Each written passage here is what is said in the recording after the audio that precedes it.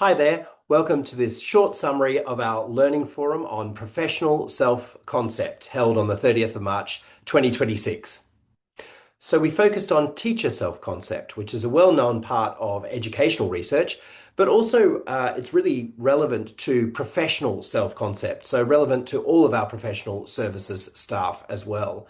The forum builds directly on the work we began around 4 years ago when we articulated our pedagogical values: innovative practice, empowered thinking learners, and authentic caring relationships.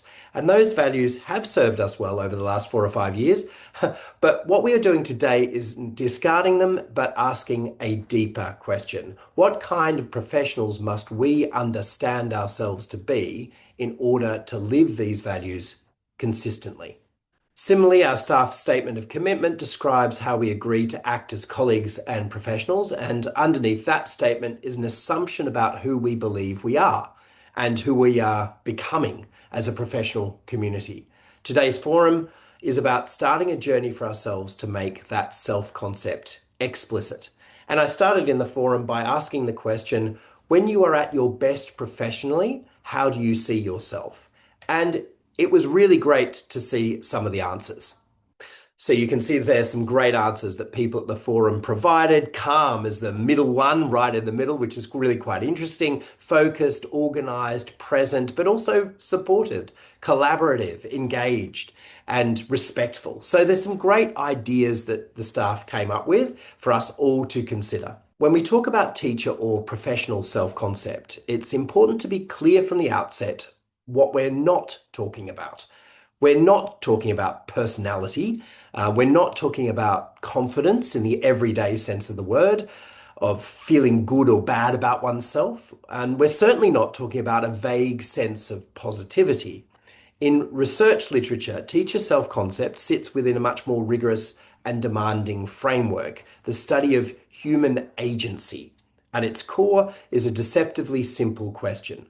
Do I believe that my actions in this context can meaningfully influence what happens next? Albert Bandura, whose work underpins decades of research across education, health, organizational psychology, and public service, he articulated this with characteristic clarity. He wrote, "Unless people believe they can produce desired outcomes by their actions, they have little incentive to act or to persevere in the face of difficulties." The statement's not aspirational, it's explanatory. Bandura's research demonstrated that belief in one's professional efficacy functions as a gatekeeper for effort, persistence, and resilience. People may possess skills, knowledge, and training, but without a belief that those capacities can make a difference in real conditions, effort is withdrawn, risk-taking declines, and responsibility subtly shifts elsewhere. In schools, this dynamic is particularly powerful because teaching is by nature complex, relational, and uncertain. Outcomes are not immediate. Feedback is ambiguous. Success is uneven. Under those conditions, what sustains professional effort is not simply technical competence, but the belief that one's professional judgment matters. Over time, educational researchers began to examine what this meant specifically for teachers. Megan Chashan-Moran and Anita Woolfolk-Hoy refined Bandura's ideas into a definition of teacher self-efficacy that remains foundational today. They defined it as a teacher's belief in their capability to organize and execute the courses of actions required to successfully accomplish teaching tasks in particular contexts. In other words, it is not abstract confidence, but it's contextualized professional belief. What they found was striking. Teachers with stronger self-efficacy were more likely to persist with students who struggled, more likely to use more cognitively demanding instructional strategies, more likely to hold high expectations across diverse learners, and more likely to adapt instruction rather than abandon it.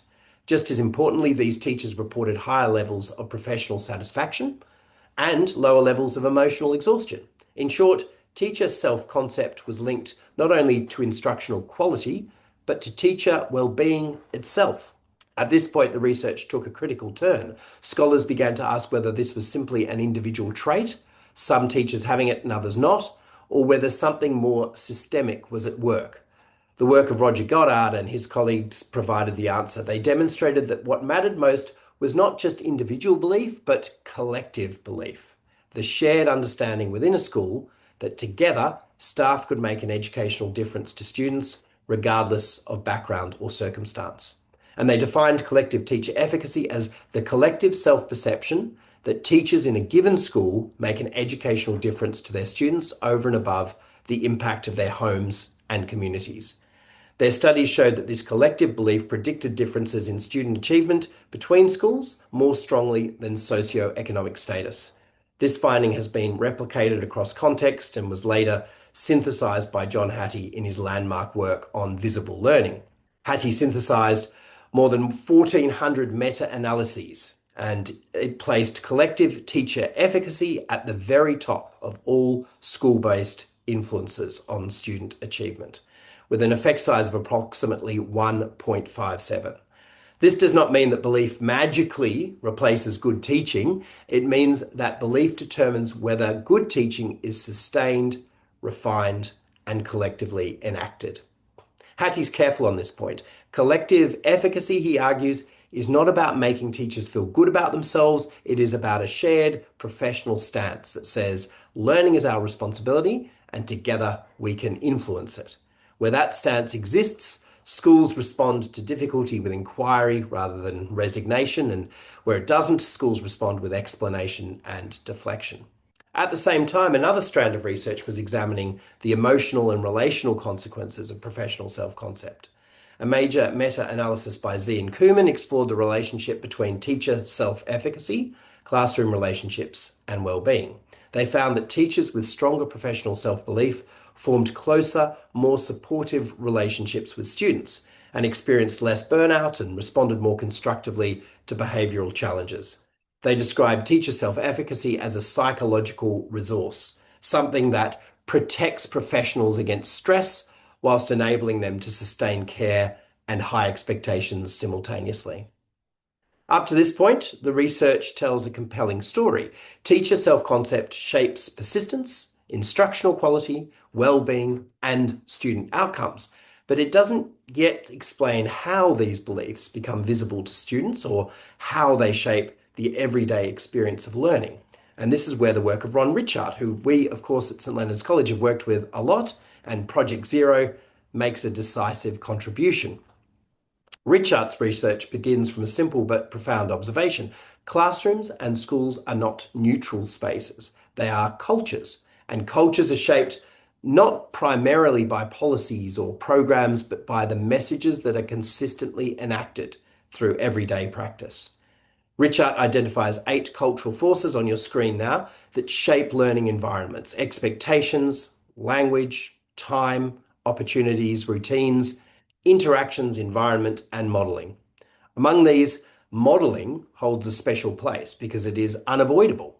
As Ritchard puts it, we can't teach dispositions, we must enculturate them. If we want students to develop the habits of mind associated with good thinking, then those habits must be consistently modeled, referenced, and valued in the environment. And this is a critical insight. It shifts our attention away from what teachers say they value and toward what teachers do when they encounter uncertainty, difficulty, or error. And there's Ron talking in the Merton Lecturette to our academic directorate a couple of years ago. And as he said, students learn thinking norms, such as curiosity, persistence, reflection, and openness, not because they are told to, but because they see those norms lived out by the adults around them. Project Zero's research shows that in classrooms where teachers make their thinking visible, openly revise ideas, acknowledge uncertainty, treat mistakes as opportunities for learning, etc., the students report higher levels of intellectual engagement, stronger collaboration, and a greater sense that thinking matters. But here's the crucial link. We can only model what we feel empowered to enact. Modeling curiosity requires us to believe curiosity is valued. Modeling intellectual risk-taking requires us to believe that professional judgment is trusted. Modeling reflective practice requires us to see ourselves not as a deliverer of content, but as a learner within the learning environment. And this is where self-concept and culture intersect. Professional self-concept determines what we feel able to model. Modeling, in turn, shapes culture. And culture shapes how students experience learning, not just academically, but emotionally and socially. Richard makes this explicit when he argues that creating cultures of thinking depends on the professional stance teachers take towards learning, teaching, and intelligence. Practices and routines matter, but they are animated by underlying beliefs about who teachers are and what their role is. Culture, he writes, is the enactment of a story about what matters here, what is rewarded, and what kind of people we are becoming together. When we place this alongside Bandura's social learning theory, the picture becomes even clearer. Bandura demonstrated that people learn not only through direct instruction, but through observation, imitation, and modeling, particularly of credible authority figures, like teachers. And behavior, cognition, and environment are mutually reinforcing. What is modeled repeatedly becomes normalized. What is normalized becomes expected. In classrooms, this means that teacher self-concept quietly but powerfully shapes behavior norms, study norms, and thinking norms. If teachers see themselves as agents of learning, students learn that effort and thinking matter. If teachers see themselves as constrained implementers, students learn that compliance matters more than understanding. And these messages are rarely explicit, but they are always present. Importantly, this dynamic is not limited to teachers. The same research applies across many professional contexts. In any organization, including schools, professional services staff, leaders, and support teams also model norms about problem solving, collaboration, responsiveness, and care. Bandura's framework of agency and modeling applies equally here. Beliefs shape actions, actions shape culture, and culture shapes outcomes. So when we return then to the concept of teacher self-concept, we can now define it with precision. Teacher self-concept is the internalized understanding teachers hold about who they are as professionals, what they are responsible for, and what they believe they can influence. It's not a feeling, it is a stance. It mediates how teachers interpret difficulty, how they respond to struggle, and how they model learning for students. The result is clear. Where teacher self-concept is strong and shared, students benefit academically and emotionally. They experience learning environments characterized by persistence, intellectual challenge, psychological safety, and care.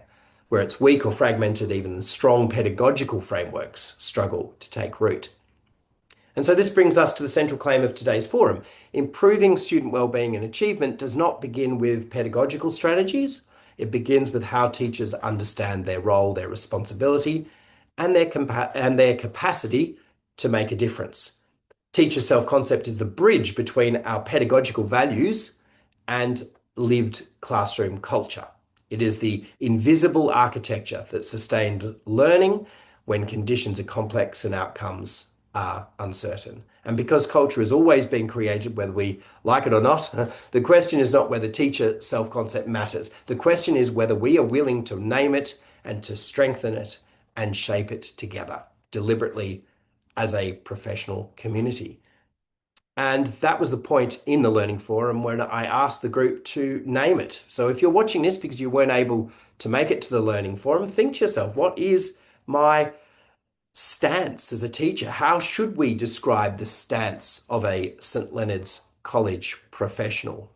What we're doing is we're putting all of these great ideas that I collected on the slideshow together to try and kind of name that stance, a little bit like we named our pedagogical values a little while ago, but more about this idea of professional self concept. How do we name that stance going forward for the school?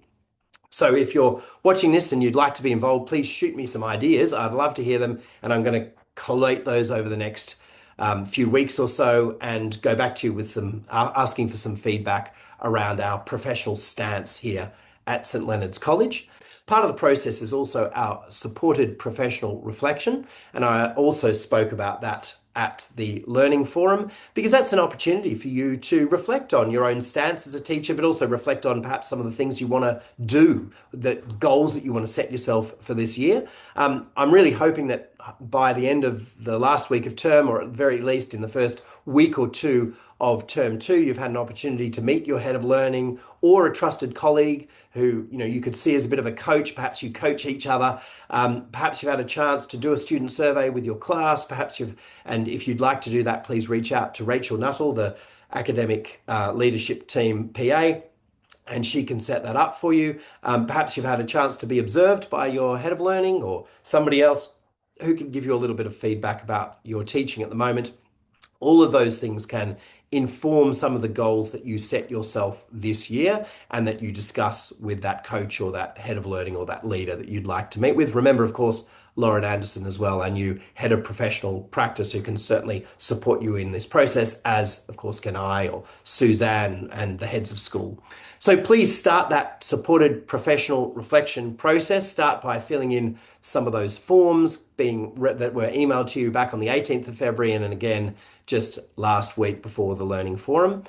Sometimes a bit of introspection and reflection can be a bit scary as we look at ourselves, but I do think what's happening at St Leonard's and has been happening for the last 4 or 5 years since I've been here is just outstanding practice. And people are doing this fantastic job, but it's always good just to look in a little bit. And that's rather than doing ILCs in 2026, where we're looking outwards and working with others.